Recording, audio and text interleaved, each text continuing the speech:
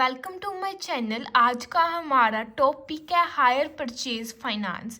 इस वीडियो के अंदर सबसे पहले हम हायर परचेज का मीनिंग करेंगे, फीचर्स और एडवांटेजेस और लिमिटेशंस क्या आ जाती हैं। Hire purchase finance is a method of buying goods through installment. Hire purchase हमारा वो मेथड है जिसके अंदर क्या है कि हम गुड्स को बाय करते हैं इंस्टॉलमेंट में। It's commonly used for purchasing vehicles, machinery और other high value items। और हम हायर परचेज फाइनेंस के मेथड को बेसिकली जब हम व्हीकल परचेज करना चाहते हैं या कोई मशीनरी या फिर कोई हाई वैल्यू आइटम परचेज करना चाहते हैं तो उस केसेस में हम हायर परचेज फाइनेंस को यूज़ करते हैं। Features of hire purchase: ownership transfer eight the and. Ownership of the assets passes to the buyer only after the final installment। जो ओनरशिप है वो कब ट्रांसफ़र होती है? एंड पे, जब तक वो पर्सन अपनी फाइनल इंस्टॉलमेंट या लास्ट पेमेंट नहीं पे कर देता तब तक जो ओनरशिप है एसेट की वो बायर को ट्रांसफ़र नहीं की जाती until the final installment payment is made। Payment in installment: the total price is divided into fixed regular payments weekly, monthly और yearly। हम अपनी पेमेंट क्या है इंस्टॉलमेंट में पे कर सकते हैं।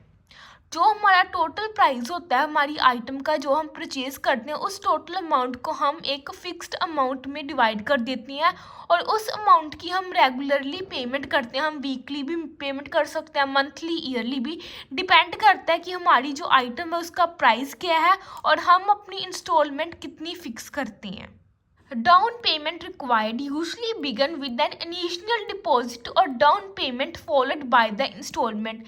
हम सबसे पहले क्या डाउन पेमेंट करती हैं जब हम अपने इंस्टॉलमेंट या हायर परचेज के मेथड को स्टार्ट करते हैं। सबसे पहले क्या कि हम एक डिपॉजिट, एक इनिशियल डिपॉजिट जिसे कि हम डाउन पेमेंट बोल देते हैं, वो सबसे पहले पे करते हैं। उसके बाद जो हमारी इंस्टॉलमेंट है उस आइटम की वो स्टार्ट होती है। Use of the asset: the buyer can use the asset immediately while paying for it over time। हम immediately क्या है एसिड को यूज़ कर सकते हैं। जैसे कि हमारे पास फुल अमाउंट नहीं है कि हम वो आइटम को परचेज कर सके, इसलिए हम उस आइटम को हायर परचेज मतलब कि इंस्टॉलमेंट में परचेज करते हैं, जिसके साथ क्या होता है कि हम इमीडिएटली उस एसिड को यूज़ कर सकते हैं। Fixed repayment terms: duration and the amount of installment are predetermined and agreed upon at start। हम एक रीपेमेंट टर्म क्या है फिक्स करती हैं कि हमारी जो इंस्टॉलमेंट है उसका ड्यूरेशन, उसका टाइम पीरियड कितना होगा और हमारी इंस्टॉलमेंट की अमाउंट कितनी होगी, ये हम पहले से डिसाइड कर लेते हैं, प्री डिटरमाइन करती हैं।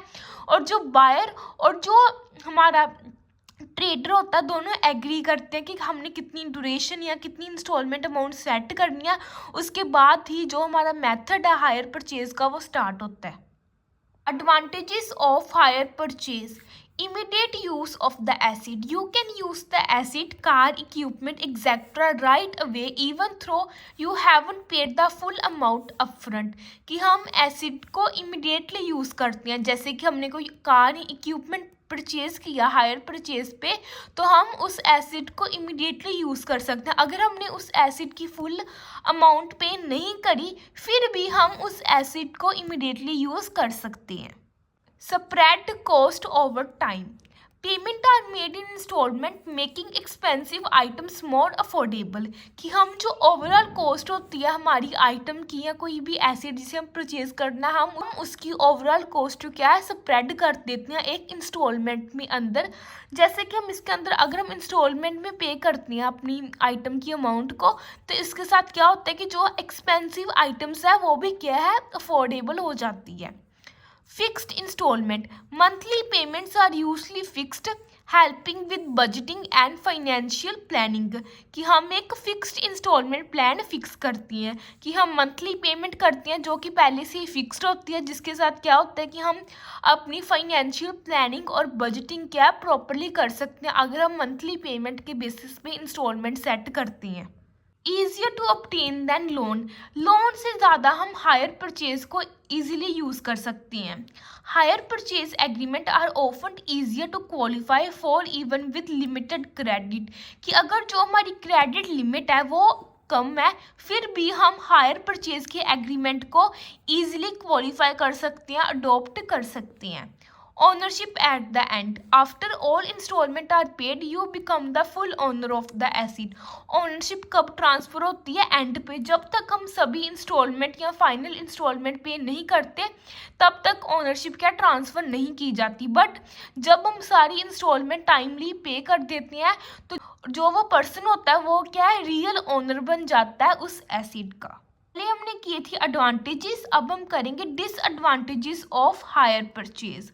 High overall cost, interest and fees mean you pay more overall compare to paying upfront, कि हमें ज़्यादा कॉस्ट क्या है पे करनी पड़ती है। जब हम हायर परचेज पे आइटम परचेज करते हैं तो हमें उसके ऊपर इंटरेस्ट और कोई एक्स्ट्रा फीस भी पे करनी पड़ती है, जिसके साथ क्या होता है कि हमें हाई ओवरऑल कॉस्ट पे करनी पड़ती है।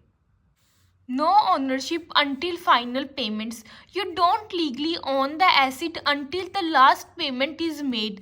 No ownership, जब तक आप फाइनल इंस्टॉलमेंट या फाइनल पेमेंट नहीं कर देते तब तक आप रियल ओनर नहीं बन जाते उस एसेट के। जब तक फाइनल पेमेंट नहीं होती आपको ओनरशिप ट्रांसफ़र नहीं की जाती हायर परचेज फाइनेंस के अंदर। Risk of repossession, if you miss payments the asset can be repossessed by the seller और द फाइनेंस कंपनी। सपोज जो बायर है वो इंस्टॉलमेंट है वो मिस कर देता है, मतलब कि वो इंस्टॉलमेंट पे नहीं करता या फिर टाइम पे इंस्टॉलमेंट पे नहीं करता, तो उस केस में क्या है कि जो सेलर या फिर जो फाइनेंस कंपनियां वो एसेट वापस ले लेती है और उस केस में जो हायर परचेज फाइनेंस का एग्रीमेंट है वो कैंसिल आउट हो जाता है। Depreciation risk, you still pay installment even if the asset loses value quickly. Depreciation का रिस्क काफ़ी हाई होता है हायर परचेज फाइनेंस के अंदर, कि जो एसेट है वो उसकी वैल्यू क्या है इमिडिएटली कम हो जाती है, जल्दी से एसेट की वैल्यू कम हो जाती है, बट फिर भी वो बायर क्या है उस एसेट की इंस्टॉलमेंट पे करता है। Limited availability to sell the asset. You cannot sell the item until you gain full ownership after completing payments.